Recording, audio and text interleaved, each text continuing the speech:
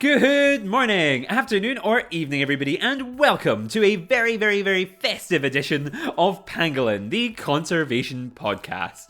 I'm your host, Jack Baker, and since it is the season of goodwill to all, it is the season of catching up and having a laugh with friends, for exchanging gifts and memories and love and light, we are doing things a little bit differently to normal. Instead of having a guest, it is just me and you. And what we're going to do is I asked you guys on social media to submit all sorts of amazing questions for me. And we're just going to have a catch up like you do with your old, amazing, wonderful friends and family over the holiday season. You responded to my plea for questions with all sorts of amazing things, and I'm so excited to cover everything from dinosaurs to Taylor Swift. Everything from my favourite foods to my favourite movies, all sorts of conservation and animal related things. All sorts of stuff. It'll cover the whole spectrum, and I'm so excited. So, thank you, first of all. And without further ado, let's get festive. Oh, ho ho ho.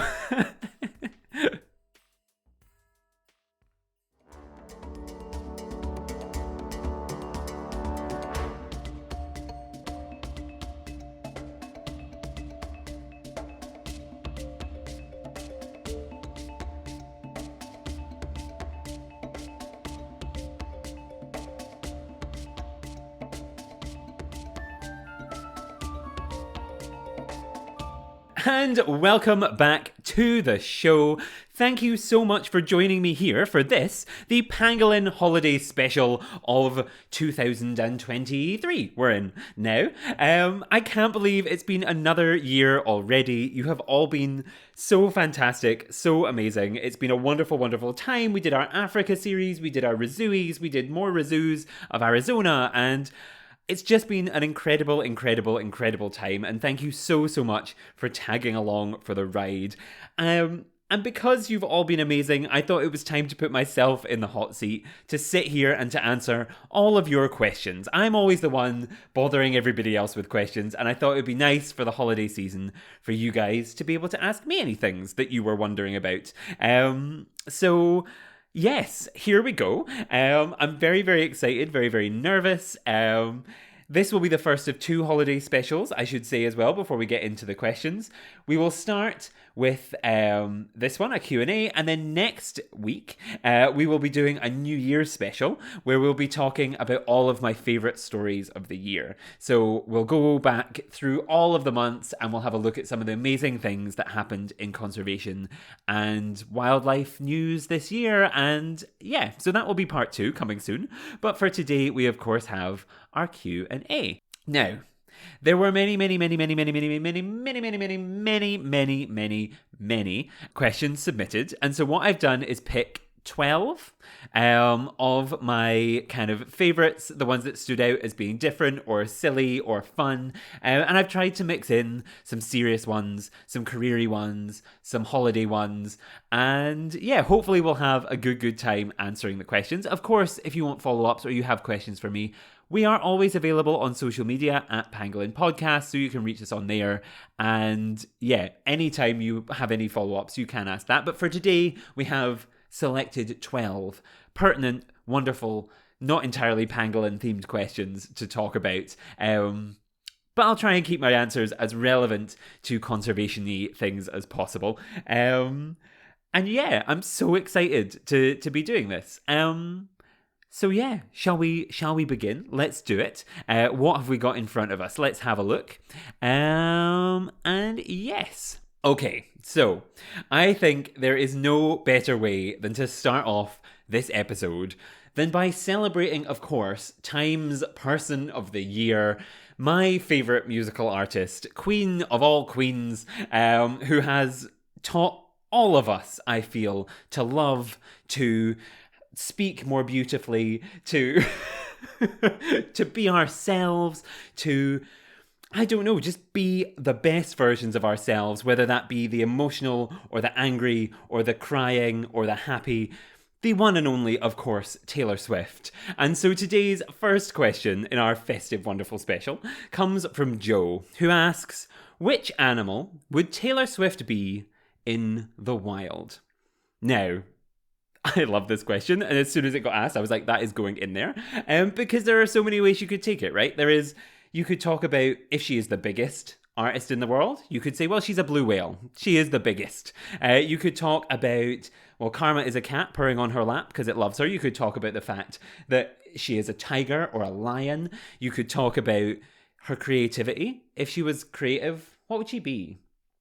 If she was creative, she could be something like an angel shark, right? The most beautiful, wonderful, incredible creature that hides away and is very clever. And then, just as she needs to, she pounces and she takes us all by surprise and does amazing things and catches her prey. Or you could go the obvious route and say something like a snake, because reputation. Anyone who's not a Taylor Swift fan, I'm sorry. For me, I read this question and I thought, well, it would be wrong of me to try and incorrectly assign just one animal to Miss Swift, to Dr. Swift, I believe, actually. Was it this year? Maybe it was. If it was, congratulations on this year being amazing for you, Taylor Swift. She got her honorary doctorate. So what I have done in true form is assigned an animal to each era, because I think that's the only correct way to do it. Before anybody asks a follow-up, my favourite album is Folklore / Evermore. That era of pandemic was my favourite. My favourite songs are, August. My favourite songs are The One. My favourite songs are Dear John, Last Kiss, Long Live, Better Than Revenge. Love it. These are painting a very dire picture of me. What else? I love Tied Together with a Smile. I think is such a wholesome vibe. Death by a Thousand Cuts. Cornelia Street. Oh, there's so many good ones. Hits Different. You're Losing Me. Oh, all of them. Anyway, that was not the question. But what I was going to do is assign an animal to each era. And I will not take further questions on these, because I think they are very random answers. But I hope you agree with me. I sat down and I thought about this for a very, very long time. And I tried to represent a good mix of things, I think, across the eras. So we'll run through them. You may agree, you may disagree. I don't really care, because they are my opinions. And yeah, feedback on social media, maybe what your picks would have been. But for me, eras. Number 1, Debut, featuring, of course, things like Our Song, Teardrops on My Guitar. The animal has to be an emperor butterfly to me. That beautiful blue-winged wonder. Then you have Fearless. And I picked the honey badger, because nothing more fearless than a honey badger. Speak Now, Przewalski's Horse. We have Red, a tiger. It was a tiger or a fox. I can't decide. Maybe a tiger. I think a Sumatran tiger like Dharma, who lives at Edinburgh Zoo, who's my favourite. It gives big red energy. 1989. I think obvious pick would have been Seagull, but I would assign Flamingo, because Flamingo Pink, Sunrise Boulevard. For those of you who know the song I'm referencing, I will not be saying the title of it out loud, but love it. Reputation, of course, has to be a king cobra. Lover, I would say a dove. Folklore, a deer. Evermore, in the Christmassy theme, a robin. And Midnights was hard, because I was like, it has to be something that's like either nocturnal or kind of darker in theme. And I was like, is it a bat? Is it a red panda? But I'm like, no.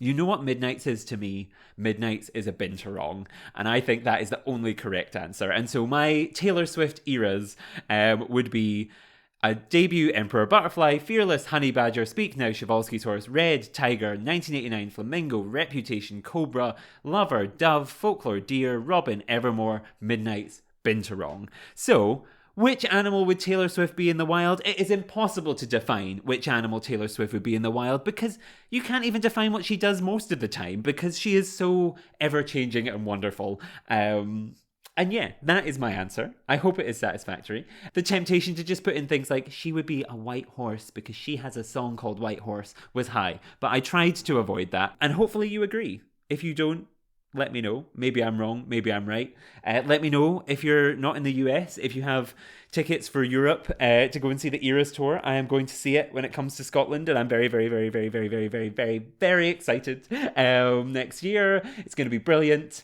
and amazing and wonderful. And I think this holiday season, I'm going to sit with my sister and make her watch the Eras tour film in advance because, I'm so excited and I can't wait. And it's going to be great and amazing and yay, I love it. And I think that was a brilliant question. So thank you so much, Joe, for kicking us off. Now, question number 2. We have something more conservation-y related. We have the Giant Armadillo Conservation Project, the organisation themselves, reached out with a slightly biased question, which I loved, which was, okay, so what is your favourite animal and why is it a giant armadillo? Well, I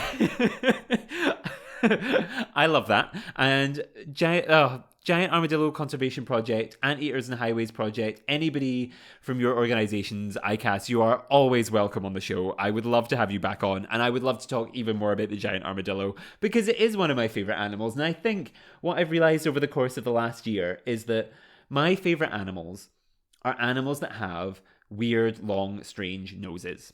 Anteaters, armadillos, pangolins, tapirs, elephants, anything with just a weird nose, I'm in. Like, I find it charming, charismatic, wonderful. So I think armadillo is not far away from what I would say is my favorite. Of course, everybody knows my favorite animal is a tapir. It always will be. It always has been. I can't tell you why exactly. When we had Patricia on the show to talk about them, it was so amazing because I was just in awe the whole time of her work. I love the fact that baby tapirs look like little baby watermelons. I love that they're like gardeners of the forest. I love that they are just kind of like so wonderful. I hate the fact that they are used as an insult in some places for meaning that you are slow or you are a bit silly or a bit stupid. I don't think that's fair because tapirs are wonderful things and they are charismatic and lovely and they are my favourite animals. They always will be. And yeah, which is shocking given we have pangolin. But I think there's a difference, right? Because pangolin is like the one that means the most to me personally. If I was to look at my life and be like, what animal has changed my life forever? It would be the pangolin. The pangolin has brought me to all of you, it's brought me around the world, it's brought me to workshops and things that I would have never ever expected to do. And so I get it has more sentimental value, but in terms of just like what one I'm like, oh, you're just a weird little guy and I love you, it is the tapir. And so shocker maybe. If I was to try and pick one that was like maybe an oddball that people didn't know because I've always said the tapir, so maybe you want something different. I would say an animal that maybe I fell in love with over the course of the last year was... it was a tree porcupine. When we went to Artis, me and Jodie, we went to Artis in Amsterdam, and they have a tree porcupine, and if you don't know what a tree porcupine looks like, it is the most bizarre, spiky little dude you'll ever see. They are wonderful. They climb trees so elegantly and gracefully for something covered in spikes. Given I can barely walk in a straight line without hurting myself and I'm not covered in spikes, I'm amazed that they can do anything close to that. And so if I had to pick something I fell in love with this year, it would be a tree porcupine. So go and look those up because they are amazing. They are wonderful. And what really caught my eye actually was like I think what made me really tune in on, I think this is a really intriguing animal, is it's something to do with its physical appearance, right? It has this beautiful big nose that's kind of charming. It has these spikes that are kind of strange. But then underneath the spikes, it has this yellowy kind of skin and hue, which is unusual and bizarre and just makes it stand out, because when you see the kind of quills move, you kind of expect maybe like a darker skin tone, because the quills are all kind of black and white, so you maybe expect kind of a lighter or dark, but the yellow really stands out, and I thought it was really interesting. So if something I fell in love with this year, then that's what it's got to be. It's got to be the wonderful, lovely, beautiful tree porcupine. So the answer is all of the above. Yes. So thank you so much, Giant Armadillo Conservation Project, for your question. I hope I have not upset you by not saying Giant Armadillo wholeheartedly. But know that you are welcome anytime, because it's been like a year and a half since our last episodes. So if you haven't listened to those, go back and listen to them. And if you have recently listened to them, go back and listen again, because they're great. And go and show ICAS and all of the people there some love, because they're just amazing and they're protecting such wonderful, incredible species. So yeah, go show them some love. They are amazing, amazing, amazing, amazing, amazing. However, having said that, we must move on to our next question, which comes from number 3, Lynn, from the Lemur Conservation Network. Of course, the Lemur Conservation Network helped us produce 2 wonderful episodes this year. They are lovely, lovely, lovely, amazing people, and they have always been so supportive of the show. So please go and show them some love. If you're looking for, like, something fun to get somebody just after the holidays because you forgot to get them something for Christmas, you could go and look on their website. They have all sorts of amazing lemur goodies on there that you could support them, or even just make a donation or something to one of these charities that I'm mentioning in someone's name, and just show them some love, because they are fantastic and wonderful.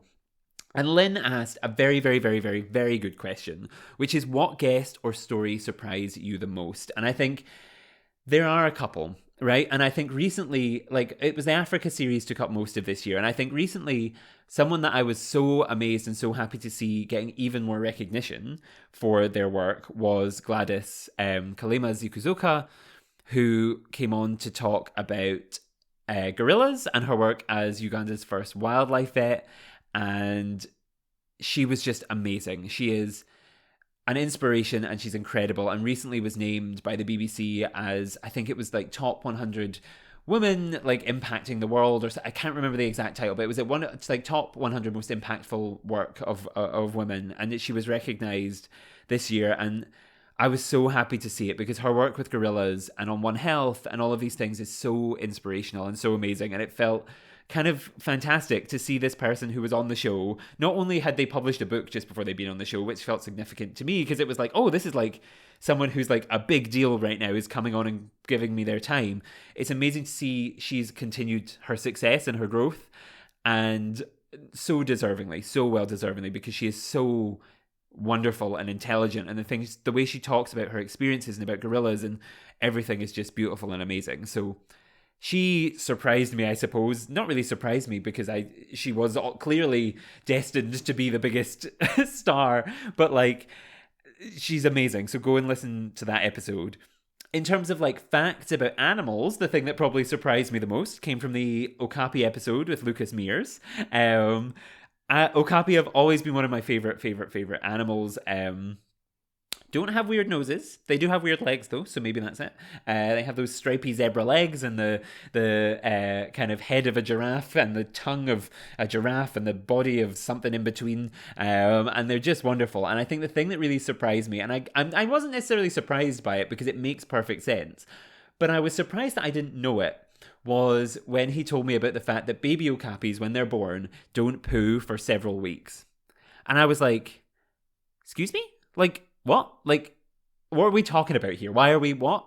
Whoa. You're going to have to repeat that, because what are we doing here? And I think, so I think that was the one that shocked me the most, because it makes perfect sense, right? If you poop, you leave a smell, you leave a trace, and a big predator will come and find you.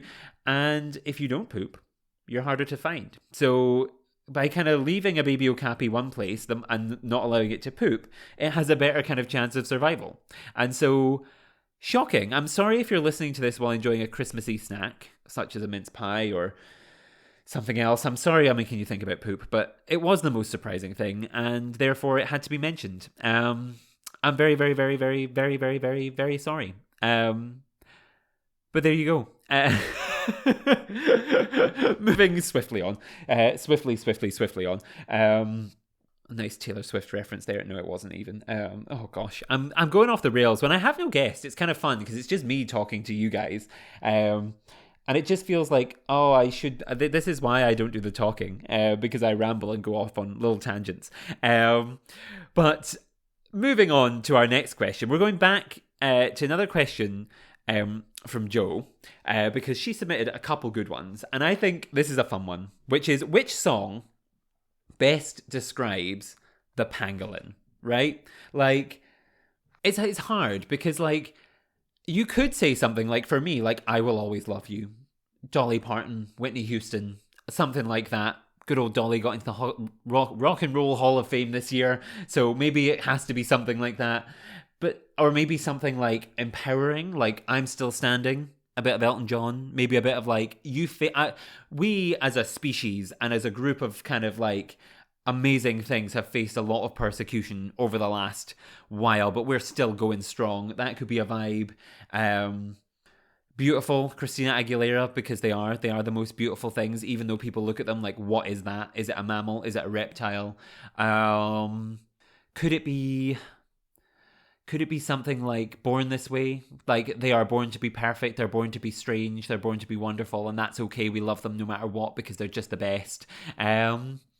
I don't know, maybe I need to make a whole pangolin playlist. I should do like a whole playlist of songs about the pangolin. But maybe something like that, where it's like a song that's like, I'm still here and I can do this, and nobody's going to tell me what I am or how I'm going to be, because I am unique, I'm special, I'm wonderful, and I can do this, right? Like, no animal, I mean lots of animals, but no animal, in this biased opinion of someone calling a podcast called Pangolin, faces such misunderstanding, faces such persecution. It's the most trafficked mammal in the world. It faces such difficulties every day, but every day it gets up and it does amazing, amazing, amazing, amazing things, right?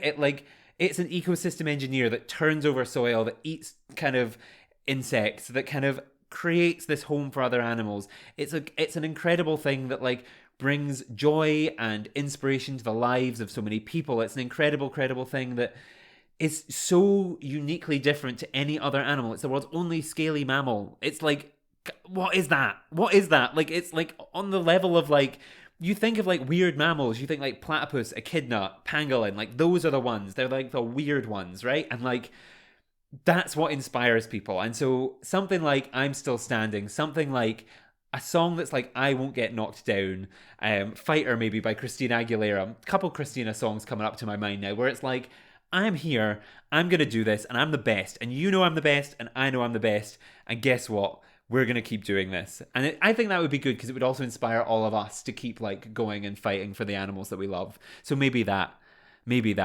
I think if I was to talk about, obviously earlier this year when I went to Prague, it was the first time I'd seen a pangolin. If we're talking about a song that would represent that moment, Kelly Clarkson's Cry would be a pretty good experience for me, because I was like, if anyone asks, I'll tell them we both fell apart and like grew apart, and is this what it feels like to really cry? Because I was like, I love you so much, look at the pangolin. Like, so that was not cute. That was not the vibe. But maybe that is the vibe for a song about pangolins. Maybe it is. Like, I cry because I love them so much. If I ever have to leave them, that will certainly be the thing. It'll be a breakup song to end all breakup songs. But yeah, I think something empowering like that would be a good shout. So yeah, that would be one, I think, that would stand out for me. And from that, from like empowering music to empowering all of you guys, the next question that came out, which I actually really had liked, was submitted by W. Carey on 94 on Instagram. And they asked, what advice would you give to someone starting a podcast and how to build a following? So this is a question that I have been asked 100 times, right? I run whole workshops on how to do podcasts and interviews and all sorts of interesting things. And it's really hard, and I think that would be a whole episode in itself. But if we're talking like the basics, advice, do it for you. Do it for you. Do it about something you really care about, and do it about something in a way that you really care about, right? Don't do something you think people want to hear. Don't do something that isn't going to benefit you or bring you joy or bring you happiness. Do something that you want to do, because ultimately it's all on you. You edit it, you produce it, you write it, you do the questions, you do this, you do that, you put your money and your time into it. And if you don't love it, you're not going to want to keep doing it. So do something you love, I think, is the first thing. Find something that's you're passionate about. Give it maybe a unique twist. That twist doesn't even have to be that unique or special or bizarre, just something that makes it stand out, right? My favorite podcasts this time last year, of course, we had our iconic triple episode of guests with Ellen from Just the Zoo of Us. We had Vikram from Planthropology, and we had Ashley from Get Out Alive. And of course, like when we had them on, like each of them does something so amazing that I admire so much. Like you have the rating system on Just the Zoo of Us. You have this kind of plant-human story interaction with Planthropology. You have this kind of interesting take on conservation and wildlife with Get Out Alive, about like covering things that people usually shy away from because they don't want to talk about, but they cover it in such a good, thoughtful, interesting way that's really, really interesting. And so like find something unique and wonderful to do your podcast on that makes it stand out. And then I guess, like, just do it. Like, that sounds like such a stupid thing, right? Do something that, like, just do it. Just put yourself out there. Record yourself talking. Like, it's not easy for me to sit here with a microphone all alone talking for hours and hours and hours and hours and hours. But if you do it, you get used to just talking to yourself. And you get used to talking to guests. And you get used to talking to people you've admired for a very long time. Like, there are some people who I've interviewed for the next season of the show who I never would have imagined being confident enough to sit down and talk to, and I'm so excited that you'll get to hear it. There are people who've been on the show who have TV shows, who have the biggest charities in the world, and if someone had said 5 years ago to me, Jack, do you want to talk to these people? I go, no, I can't do it. I can't do it. Why would anyone listen to me? I'm going to ask them a stupid question. But I did it, and I am so happy that I did do it, because now I feel like I can talk to anybody. There's not a single person in the world who could sit opposite me and scare me. Maybe David Attenborough. Maybe Terry Irwin. Maybe like one of my like conservation heroes who I like grew up loving their TV shows or something. Like maybe that would throw me. But like it would be very few and far between if we're talking like people who would actually get under my skin and be like, oh no, I can't do this. And I think that's the thing. Just get used to it. What else? I think for building a following, be consistent and show that you love what you do, right? If you love what you do, you'll find people who love what you do. I didn't have many conservation-y friends when I started this. On my conservation course at uni, there was 4 people, including me. 2 of us were called Jack, so that goes to show that was not a big pool. But as you grow, you find amazing, wonderful people who love what you love, and you find these people, and if you put out positive energy and vibes into the universe, like, they'll find you. And if they find you, they'll love you. And if they love you, they'll share your stories with other people. And like, that's how it grows. And that's how now Pangolin's been streamed in something like 115, 20 countries or something. Like, it doesn't happen overnight. And it takes a lot of hard work and patience and sadness and stress and like traveling and promoting and doing all these things. But it'll happen. So those would be my kind of key pieces of advice. Like, just do it. Do something you love that is unique and special, and be consistent and just try it and do what you love. Like, yeah, do what you love. So yeah, I think that would be my advice. I hope that has inspired you to keep doing what you want to do or start doing what you do. W Carey 94. Wherever you are, I hope that like you feel slightly inspired, and maybe we'll hear your voice at some point over the next year, and I'll be so excited. I think it's funny because like one of my friends started a podcast not that long ago. Connor, who's doing who did some of the Rizoo episodes this year. Shout out to Connor. And he came up to me and he was like, "Oh, like." I was nervous to tell you that we were going to do this thing because I didn't know. And I was like, no, why would you be nervous? I love when people do podcasts. And I love it even more when people come to me and say like, oh, we are doing this podcast because like we loved what you did, or we were inspired by what you did. And like, it just makes me feel special, and it makes me feel like I've achieved something with all of this. So go out there, rip me off, be better than I am, do more, because that's what I want. I don't want to be this one voice. Like, conservation shouldn't be a monolithic voice of just me, like, talking. Like, the more diversity and the more people we have in the conservation space, the wider we can spread that message, the more impactful that message will be, and the better the work will be, because we'll have more people to reflect, and we'll have more people to talk, and more people to think, and more people to do amazing, amazing things. So, yeah, go out there, do what you need to do, but create something amazing. I know you can. I know you can. Yeah. So that would be my advice. Yeah. Next, we have next we have a question from Audrey. Audrey underscore Lee underscore JW. And they asked, if you could live in any geological timescale except the Holocene, which one would it be? And they also asked, to combine these two questions into one, what is your favorite prehistoric animal? And I'm going to combine these two things together because I think it kind of is telling. Because I genuinely think if I got dumped in any other time scale, I would be eaten in about 10 minutes. I don't think I'm doing well if there's a velociraptor. I don't think I'm doing well if there's a 10-foot long millipede. I don't think I'm doing well if there's even just plants that I might munch on and go, this looks tasty, because I'll die immediately. Like, I am fully ready for Christmas to sit and just kind of munch away on things like berries and like nuts and bits of like interesting like things and cakes. I'm just like, oh, I'll trust this. This is nice. And like, if I see something that looks like remotely like any of those things, I'll probably try eating it and immediately die. So I'm not doing well in the Hunger Games. I'm not doing well out of everything else. I'm not doing well on any of these things. So I'm not sure. So that's why I'm going to combine this with the question about like, what would your favorite prehistoric kind of animal be? Because then maybe I'd go there to that era to see them. So the time I'm going back to is the time of the dinosaurs. Of course, classic boring answer, I know, but it's the time of the dinosaurs, and I would like to see Parasaurolophus. It's my favorite dinosaur and I can't say it. Parasaurolophus. For the longest time, I thought it was Parasaurolophus. I can't even say it the wrong way now. I always have loved it. I think it's amazing.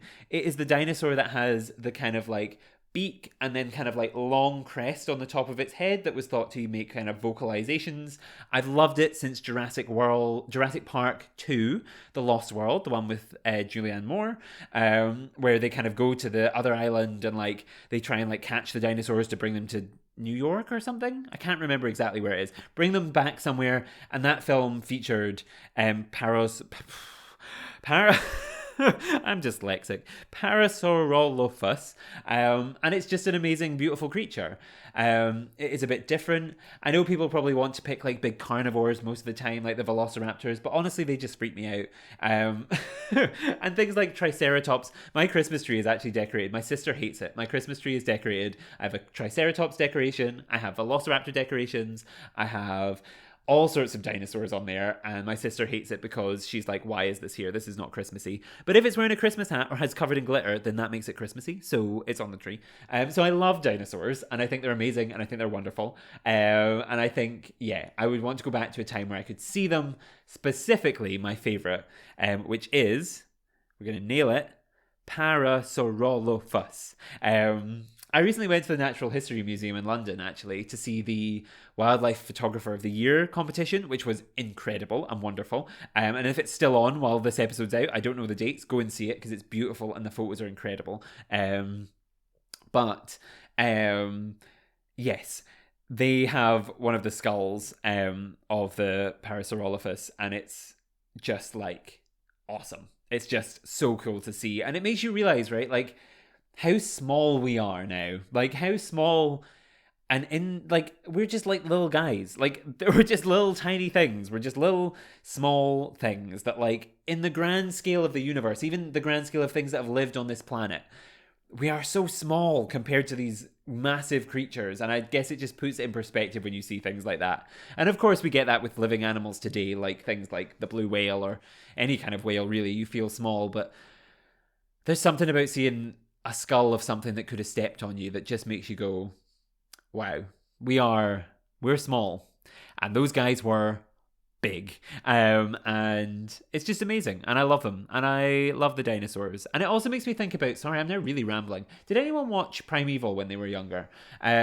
Because Primeval came out when I was like maybe in primary school, and it was a show about these like holes in time where like they basically, like, these little glittery holes opened up, and then dinosaurs or spiders or whatever would come through, and then the heroes would have to put them back through the time portals, and like it was bizarre, but it was great. And then it got into like a lot of like cross-dimensional. It got into like what if animals come from the future back. It got into a lot of stuff, but it was iconically chaotic and worth a watch, I would say. Well, maybe it's not, maybe it's terrible, but for me at the time, loved it.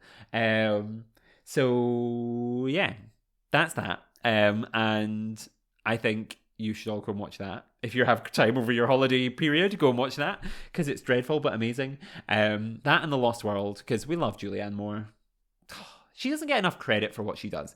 I think she's just brilliant, and I think we need to give her more love, because I think she is like Meryl Streep level. She is like a brilliant person, an actress. So yeah, go show her some love. What a weird tangent that was. Anyway, those are my answers. I want to go back and see Dinosaurs. I want to go back and see Dinosaurs with Julianne Moore. And I want to see specifically a Parasaurolophus. Oh.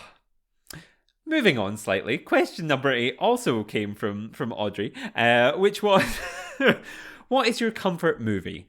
And I think it's a good question. Like, because, and I'm going to take a holiday spin on it, because I have many comfort movies. Like, I love Finding Dory. I love, weirdly, like, not a comfort movie, but a movie that makes me feel like, just like, oh, I love this. And I feel like I know what's going to happen. I love Alien. I love Sigourney Weaver. Weird that it's a comfort movie, because, like, obviously it's about people getting murdered by an alien on a spaceship. But there's something about Sigourney Weaver that just calms me. Also, she's in Finding Dory. Oh, maybe it's Sigourney. Maybe it's Sigourney is my comfort movie. But no, so Sigourney Weaver, Queen of all queens, in any film, comforts me. But I'm going to put a holiday spin on it. What are my comfort holiday films? I don't know what you guys think. Obviously, everybody loves things like... Well, I'm going to list films that everybody loves, to be fair. Honorable mentions, because my family would kill me. They love Die Hard. It's not maybe my favorite holiday film, but I do enjoy it. I love Happiest Season with Dan Levy, which is just the most wonderful, cute, wholesome... Yeah, go and watch it if you haven't seen it. Holiday film. I really enjoy it. I really enjoy... what other films? I mean, Elf, a classic. You have to go and see Elf. You have to watch Elf every year. Will Ferrell and Elf is just great. The what is it?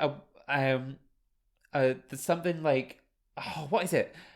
The best way to spread Christmas cheer is singing loud for all to hear, and I just think that's beautiful and wonderful. And I think the ending, spoilers if you haven't seen it, a film that came out like 20 years ago, but the ending of Elf, where they all have to believe in Santa, and like, oh, it's just so cute. And like, I love it. And I just think it's amazing. And it just goes to show the power of like, silliness can be good, and silliness can be fun, and silliness can be emotional as well. I love that. Of course, around the holidays, I'm always watching Love Actually. I will never, as much as I love our dear Alan Rickman, he is, as Snape, always going to be incredible. But... Of course, in Love Actually, I will never forgive him from what he does to Emma Thompson. That Both Sides Now sequence will haunt my nightmares forever, where she puts on the CD because she thinks she's getting a necklace and she cries, and then it's just so good and so sad, but so powerful and so amazing. And the whole film, I think, is just a good encapsulation of the chaos of Christmas, of the family and the friends all coming and going. I think it's brilliant. A recent favourite of mine is The Holiday. And I think that's just like wonderful. And I think like there's a monologue from it that Kate Winslet delivers, and it's so powerful. And it's like, it talks about like, oh, what is it? I'm going to find it right now. Let's have a look. I'm going to find it and I'm going to read it to you, because I just think for the holiday season, it's exactly what you need. You know? It's exactly what you need. Oh, here it is. So Kate Winslet, the plot of The Holiday is essentially that she goes to the US to escape the fact that she's been like basically has this unrequited love situation. And I think around the holidays, I think we think a lot about like people who are in love, and we think about all these things. We're like, oh, everyone has to be in a couple and we have to do coupley things. And that's fine if you are, and I'm happy for you if you are. But for those of you out there like me who are horribly single this Christmas, and you maybe have an unrequited love scenario, or you have had your heart broken this year, and I am so sorry because that sucks. And the holiday sums up that feeling better than anything. And Kate Winslet delivers this monologue that is so powerful, and I will read it to you now. It's so good, where she says, listen, I know it's hard to believe people when they say, I know how you feel, but I actually know how you feel. You see, I was seeing someone back in London. We worked for the same newspaper, and then I found out he was also seeing another girl, Sarah, from the circulation department on the 19th floor. Turned out that he wasn't in love with me like I thought. What I'm trying to say is that I understand feeling as small and as insignificant as humanly possible. And I know it can actually ache in places that you don't know you had inside you. And it doesn't matter how many new haircuts you get, or gyms you join, or how many glasses of Chardonnay you drink with your girlfriends. You still go to bed every night going over every detail and wonder what you did wrong or how you could have misunderstood.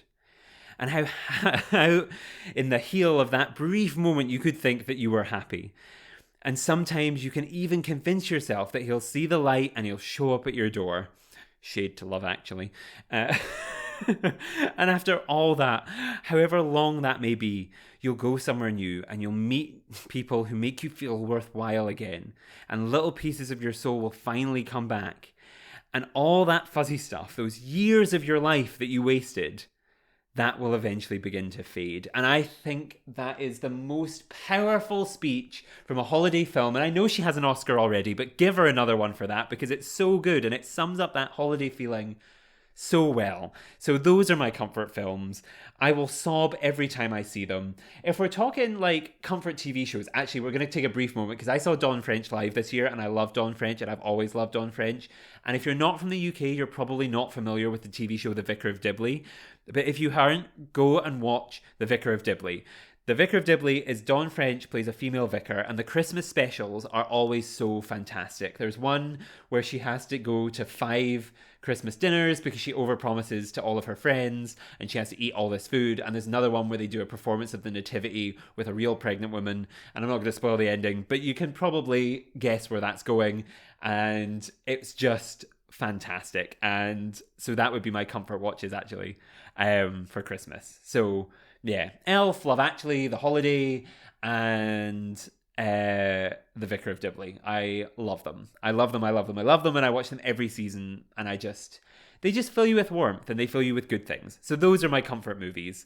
And from movies to food, I have been asked what my favourite food from another cuisine is, which I think is another excellent question. I really liked it because the holidays, right? They're all about like not just songs and music and friends. They're about getting together over a meal and sharing stories and kind of, yeah, good times and love through cooking. And I think favourite food from another cuisine is easy for me, because when people say like Scottish cuisine, I find it really hard, because I'm like, Scottish doesn't really have a cuisine. We have like haggis, and we have battered things, and we have some weird stuff that's like deep fried Mars bar, but people don't really know a lot of Scottish foods. But there's a lot of good ones. There's shortbread, there's cranachan, there's like clouty dumplings, there's all sorts of amazing Scottish things that we don't get to talk about. However, the question's not about that. That was just kind of a ramble that I was having. The question is, what is my favourite food from another cuisine? And I think if I had to say, there's a couple shout outs. Obviously, like this year, I was lucky enough to go to Spain, to Mallorca, where I ate so many good things. It's hard to pick one, to be fair. Like there's this olivey dip that's like so good. Oh, love that. But I think like if I was gonna pick something that like is always a classic from another cuisine that I love, it would be moussaka. So Greek like moussaka. I love. It's like an aubergine, like lamb, like it's so good and it's just delicious and it always satisfies. And earlier this year, I went to a Greek restaurant and I was told that I needed to stop ordering food because the man was like, you're gonna be full. And I was like, excuse me, sir, I will tell you when I'm full. I know when I'm full. Bring me more bread. Bring me more Tatsiki. Bring me more moussaka. I don't care. And I just love it. So yeah, and I'm very excited because in the new year I'm going to go to Athens with like the uni and help teach on a field course. So that's a fun thing to look forward to next year. Going with some like amazing people, and it's going to be the best time. So yeah, gotta give a shout out to Greece, one of my favorite countries and places in the world, and its cuisine, stands out every single time. Every single time you have it, it's so good. So yeah, that would be my answer. Oh, we're almost there. I'm looking at the list of questions. We're really burning through these. I hope you're all still there. Take a pee break if needed. Take a drink. I'm going to have a nice sip of my zesty fizzy drink, non-branded, so we don't get sued. / if anyone else wants to sponsor me, I'm out there. Delicious. I should have cracked the can live on air, but I'm not going to. Refreshing. This is what happens when I can't talk to anybody and I just have to talk to myself. My vocal cords, they just dry up. Question number 10. We've gone from the dinosaurs, we've gone to Taylor Swift, we've gone to movies that I love, and now we're coming back to the place that is my home away from home. And Zoo Trips UK asks, what would you like to see replace the pandas at Edinburgh Zoo? Now, for anyone who doesn't know, Edinburgh Zoo was home to the UK's only giant pandas. We had Tian Tian and Yang Wan, my beautiful sweetie and my beautiful sunshine, that lit up my life for 12 glorious years. I was thinking about that actually, and we'll reflect more on this maybe on the year in review episode in the next one. But like, I loved them so much, and they brought so much light and love, and I think really this question is impossible because who or what could possibly replace them, right? It's very, very tricky. When I interviewed David Field, who is the CEO of RZSS, I think he gave a very, very good answer for the show, which was what will replace the pandas would be something that needs conservation and needs support and needs these things. And like, yes, he had his favourites, but he would base his decisions on what actually needed help at the time. And I thought that was such a good answer. And so what I would say is the same, right? I have no insider information. I have no knowledge. Nobody has any knowledge of what will replace them, that unless they are in the inner circles or inner sanctums. I have no idea what will be replacing the pandas. So this is purely my own speculation and thought. If I could pick anything, of course, if it was something that needed conservation, I'd pick something like the pangolin or the okapi, or something that like is a favorite of mine, like I love Komodo dragons or shifakas or orangutans or something like that. So if it was something that needed to be conserved, maybe something like that, I would maybe pick. If it was going to be something that like could go right into the space the pandas were in, obviously like a bear would be the obvious choice. So something like sloth bears or Andean bears, or like even something bigger, like a big old grizzly or something crazy, like just like something like that.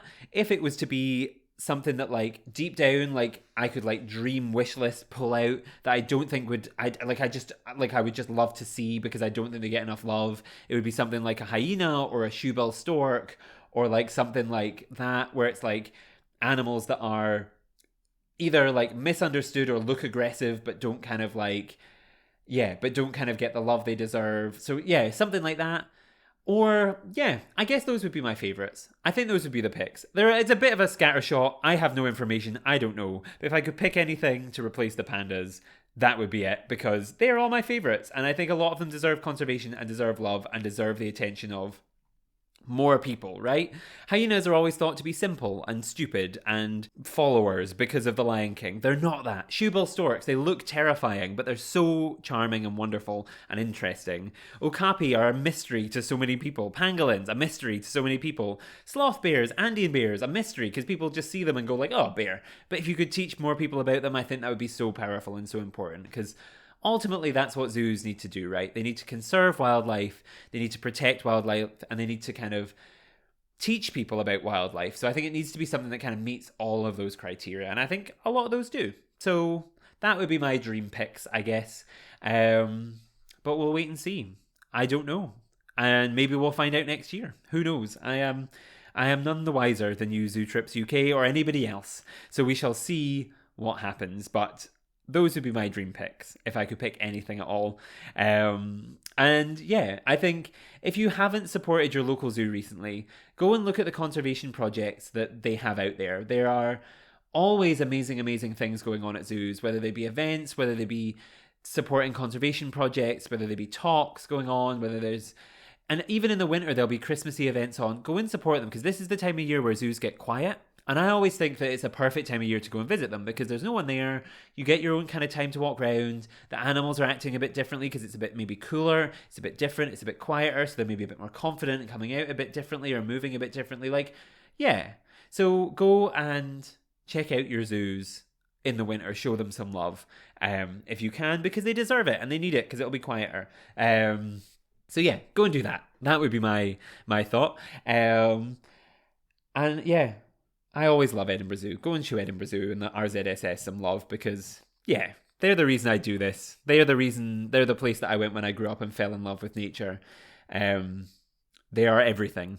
And, yeah, I think, yeah, they support everything from, like, hoverflies to horses to giraffes to all sorts of chimpanzees to amazing things. So if you're in Edinburgh and haven't been, or in Scotland and haven't been, go visit Highland Wildlife Park or the Edinburgh Zoo to get your fill of nature this holiday season because it's good for the soul and it's good to be outside even if it's freezing cold in Scotland.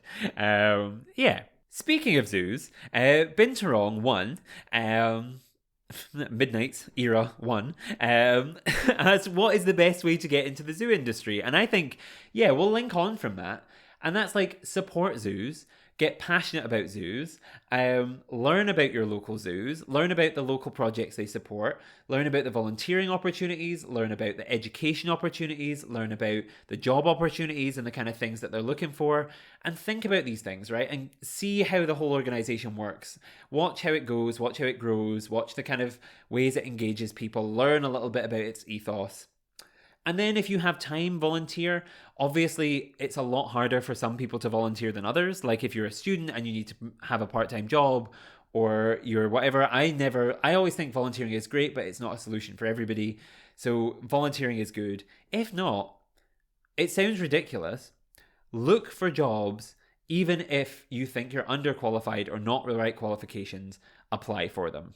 Right? Like when I applied to work at Edinburgh Zoo, the only degree that I had was in international relations, which has approximately zero to do, well, that's not true. That's actually not true at all. Approximately a little bit to do with conservation and nature, right? It's about politics, it's about wider things. So why would it have to do with anything to do with zoos? But because I applied and I got the interview and I showed that I had passion and I showed that I had this kind of love for nature, I think that's how I got in. And I think it was the same when I got my first job at an aquarium. It's like showing your passion and you know about what it is. Like I was sat in the interview being like, I love this and I've come here for this time and da-da-da-da-da. And I remember like when I got the job, they were like, oh, don't worry if you get lost. Like you'll get to know the place really quickly. And in the back of my head, I was like, I know this place inside and out. You can't get me lost here. I'll be okay. So like, yeah, just getting to know the organizations is, I think, a good start, and showing that you love them and show that you're passionate.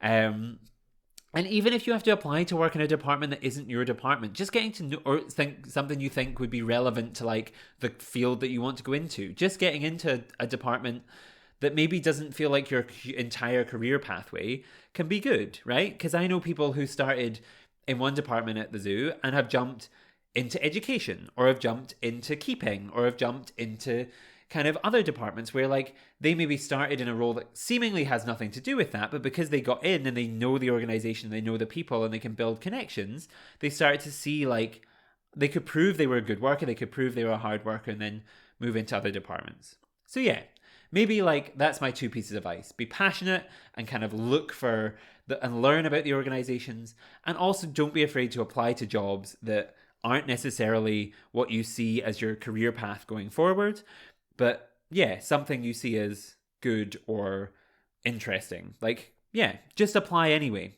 And see what happens and get in. And once you've got your foot in the door, that can always, lead you forward and into something good. So, yeah, that would be my advice. And Oh, we're doing lots of advice now. My final question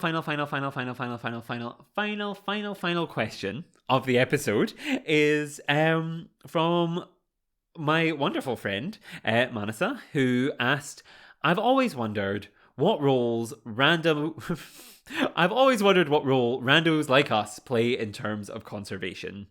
And I think that is such a perfect sum up of the question because we know each other through work at our university and doing our PhDs together, and just being friends. And I think like, yeah, because I'm passionate about conservation, she has to listen to it all of the time, and most of my friends do. And I think when you are surrounded by like when people who aren't in the world of conservation necessarily or don't feel like they're part of the world of conservation necessarily see like people talking about it, it's like, well, do I matter? Because, oh, there's Jack and there's this person and there's that person and there's this person all working in it. Like, what effect can I have or do I have? Like, and I think it's important to remember, like, with everything in the world, like, sometimes the world is a dark and scary and awful, awful, awful, awful place. And it's hard and it's you see these stories, the news always lumps onto bad stories about conservation and lumps onto then this many things got poached and this thing died and this thing, and like they really lump on it. It can seem like a dire circumstance, right? So if you consider yourself a rando or a random person, it might feel really disempowering, but that's not correct at all. Every single person in this world, every single day, makes a million choices, and each of those million choices affect every other thing that goes on. Every other thing that goes on. Whether it be you eat a vegan kind of menu, whether it be you kind of live your life only buying secondhand clothes, whether it be you buy all of your things from Amazon, whether you buy all of your things from whatever, though all of those choices matter in one way or another about what goes on and what happens and what like goes on around the world. And just because you're one person, it doesn't mean you're small and powerless. If every person in the world this Christmas, instead of buying things on Amazon, had bought gifts from charities or bought gifts from charity shops or bought secondhand clothes or bought things for people that or made things for people, we'd live in a really, really different world. And so I think if we think about it as like one rando, then it's really hard. But think about yourself as part of a global community and think about yourself as somebody who makes choices every day that affect things all around the world. And if you make those choices and you feel empowered to make those choices, hopefully that will inspire those around you to also make those good, sustainable, wonderful choices. And it might feel hard because, like, obviously, if you live in somewhere like the UK, where sometimes our connection to nature is very hard to establish, there's maybe a line between nature and people in a lot of places. It can be hard to kind of feel you or see those differences, but it does matter and it does make a difference. And if you're finding it hard to do things or stay connected, go out into nature. Go to places where you can see work happening and see change happening. Go to your local wildlife reserves or bird watching spots or zoos or anything like that that supports the environment, and you'll see the choices that you've made having an effect. So yeah, I think that's kind of a general answer, but please, like, don't feel disempowered if you feel that you're just one person. All of the advice we give out every week on the podcast, whether it be recycle, whether it be more energy conscious, whether it be eat a more healthy lifestyle, whether it be learn about nature, whether it be spread the knowledge about nature, whether it be donate to charities, whether it be anything else, all of those things make a difference.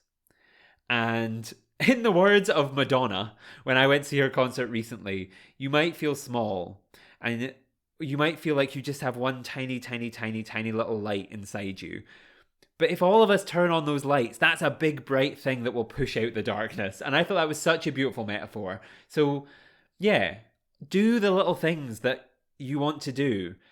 Fall in love and find species that you want to fall in love with and do everything you can to protect them. And even if it feels lonely sometimes, you will make a difference. You will, you will, you will, you will, you will. And if you're doing any last minute Christmas shopping, donate to charities, buy things from people who do amazing things that support wildlife, independent artists who donate some of their profits or something like that. Do something like that and you will make a huge, huge, huge, huge difference. And on that TED Talky type note, I guess that brings us towards the end. The final question, which I could address, was by Sherbert Lemons, who asked, "What is your biggest conservation wish for the new year?" But, of course, that will be coming in our New Year's special, which will be coming next week, in between Christmas and New Year, so look out for that. I hope you've really, really enjoyed, though, this little Q&A. It's gone on for much longer than I thought it would, but it was such a good time to just ramble and tell you about some of the things I love, about some of the things that matter to me, and I hope you've really enjoyed maybe getting to know the voice behind the questions a little bit more.